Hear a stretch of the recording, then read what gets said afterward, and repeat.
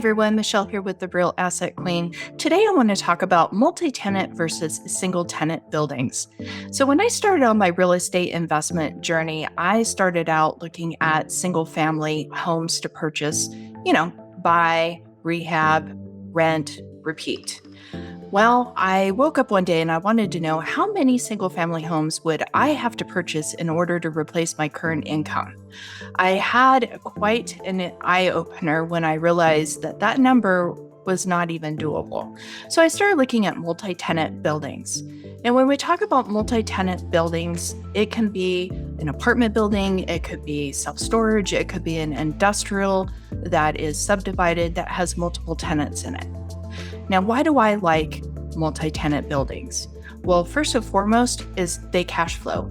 And multi-tenant buildings are actually designed to cash flow. And as investors, that's the first thing that we're looking at. Does property cash flow? Now, what happens when you have a vacancy? Well, when you have a vacancy in a multi-tenant building, you have other tenants that can keep paying you rent, and your note is paid, your fees are paid, property taxes.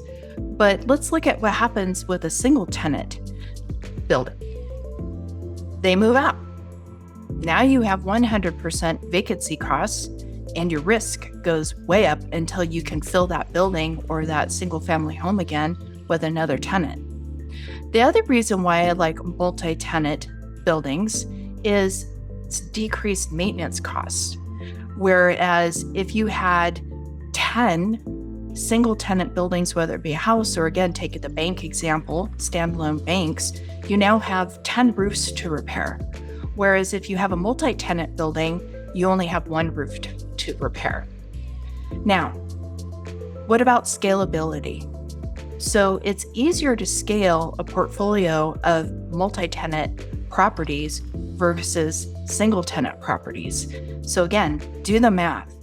If you're looking at single family homes, do the math on how much income and how many properties you would have to purchase in order to replace even half of your income today. And then do the same exercise with a multi-tenant. You'll see that it's much, much easier to scale a multi-tenant property than it is a single tenant property. So I hope that this has been enlightening. Please like, share, comment. I would love to hear from all of you and some of your experiences with either multi-tenant buildings or single tenant buildings. So have a great day. We'll see you guys next time. Bye.